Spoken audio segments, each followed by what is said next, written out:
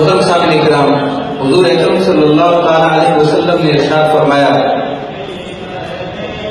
حضرت علی مرتضیٰ سے روایت ہے، لعن اللہ الناظر والمنظور الیہ، اللہ کی رحمت سے محرومی ہے اس کے لیے جو بدنگاہی کرے اور اس کے لیے جو بدنگاہی کا موقع فراہم کرے، دونوں کے لیے اللہ کی رحمت سے محرومی ہے۔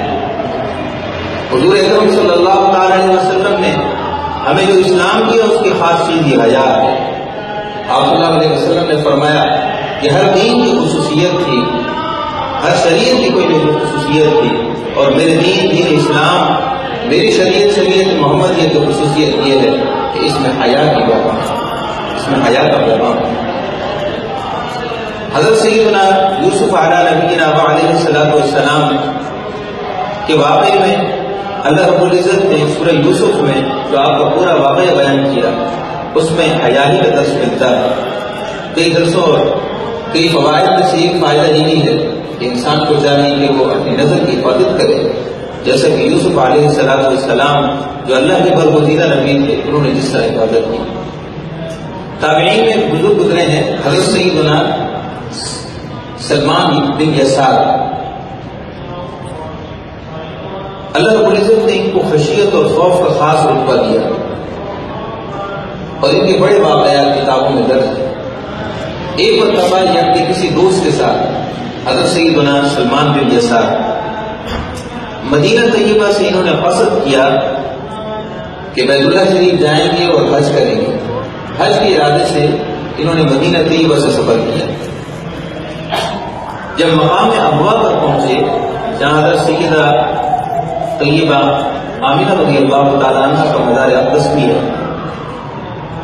وہیں قافلہ خیمہ زن ہو گیا۔ پہاڑیوں کے دامن میں ایک جگہ ان دو حضرات نے بھی خیمہ لگا دیا۔ آپ کے دوست بازار سے خرید و فروخت کے لیے ٹھیلا لے کر چل پڑے۔ اتنے میں ایک بدوی عورت، ایک بدوی خاتون جو کسی دیہات کی رہنے والی تھی، اللہ رب العزت نے اس کو بہت حسن و جمال عطا کیا۔ وہ حضرت سیدنا سلمان بن یسار کے مبارک چہرے پر اس کی نگاہ پڑی تو وہ فریفتہ ہو گئی، اور برے ارادے اور بری نیت سے اس نے آپ کے خیمے کا رخ کیا۔ حضرت سیدنا سلمان بن یسار اپنے حجرے، اپنے اس خیمے میں تشریف فرما تھا۔ اس نے اپنے چہرے پر نقاب ڈال رکھا تھا۔ وہ خیمے میں داخل ہوئی اور اپنا نقاب پلٹا۔ سلمان بن یسار رضی اللہ تعالیٰ عنہ نے اپنی نگاہوں کو فوراً نیچے کر دی۔ وہ کہنے لگی کہ اے نوجوان، مجھے کچھ چاہیے۔ آپ نے دسترخوان پر باقی ماندہ کھانے کی طرف اشارہ کر کے فرمایا کہ جو چاہتی ہے وہ اٹھا لو۔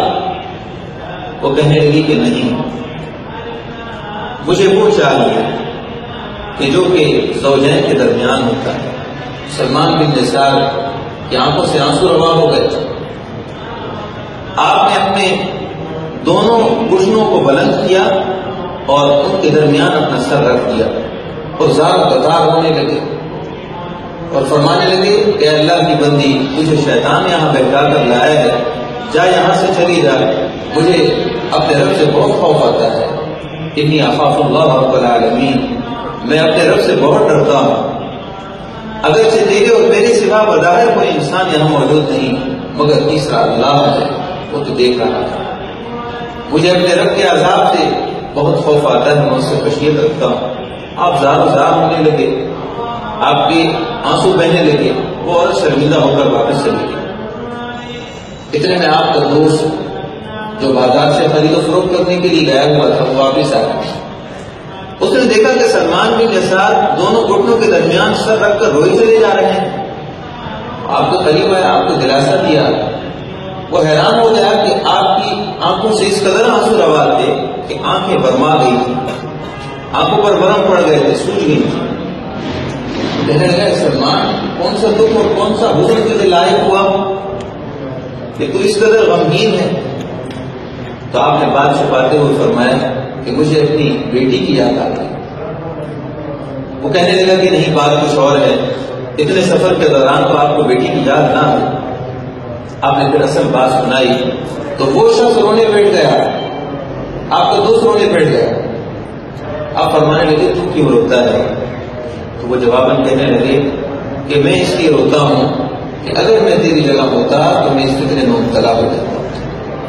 اگر میں تیری جگہ ہوتا تو مجھے اپنے نفس پر ضبط نہ رہتا، مجھے تیرے صبر پر رونا آ رہا. بات آئی ہو گئی. حضرت سلمان بن یسار جب ارادہ حج سے حرم شریف پہنچے، طواف ادا کیا، اور جب حجر اسود کو بوسہ دینے کے بعد آپ تھوڑی ہی دور مطاف پہ جا کر بیٹھے، گھٹنوں کے بل بیٹھے، تو آپ کو وہیں نیند آ گئی، اور آپ نے اس یمن کے عالم میں، خواب کے عالم میں آپ نے دیکھا کہ ایک سفید کپڑوں میں ملبوس خوبصورت نوجوان بڑے قدآور وہ آپ کے پاس تشریف لائے. تو آپ نے عرض کی اے خوبرو نوجوان، اے مبارک شخصیت، آپ کون ہیں؟ ان کے جسم سے خوشبو مہک رہی تھی. آپ کون ہیں؟ تو فرمانے لگے کہ انا یوسف الصدیق، میں یوسف صدیق ہوں. عرض کرنے لگے کہ آپ وہی یوسف ہیں جن کا ذکر قرآن میں ہے؟ فرمانے لگے جی ہاں میں وہی یوسف ہوں.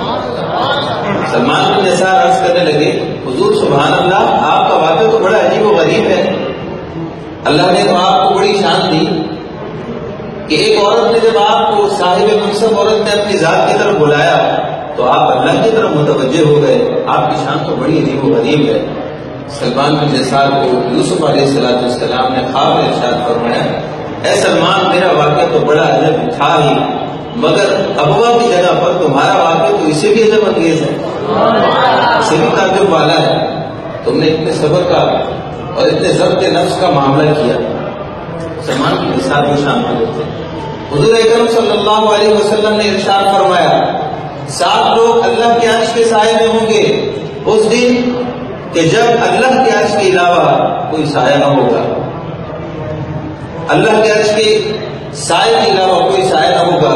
7 لوگوں کو اللہ کے عرش کے سائے کے نیچے جگہ ملے گی. آپ نے فرمایا 7 لوگوں میں سے ایک وہ شخص ہوگا کہ جس کو صاحب منصب، صاحب حسن و جمال عورت نے دعوت گناہ دی اور اس نے یہ کہہ کر ٹھکرا دیا انی اخاف اللہ رب العالمین، نہیں مجھے تو اپنے رب سے بہت خوف آتا ہے، مجھے تو اپنے رب کے عذاب سے بڑا ڈر لگتا ہے، میں اللہ کا خوف کرتا ہوں، میں اس گناہ کے قریب نہیں جاؤں گا.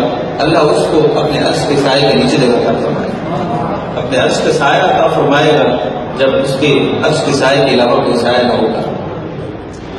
حدیث پاک میں آپ صلی اللہ علیہ وسلم نے ارشاد فرمایا کہ جس شخص کو واقعی کسی سے فریب لگی اور محبت کا تعلق ہو گیا اور نفس نے انتہائی مجبور کر دیا مگر وہ پھر بھی صبر سے رہا اور اسی صبر میں اس دنیا سے چلا، اللہ رب العزت اس کو شہادت کے رتبے میں موت عطا فرمائے.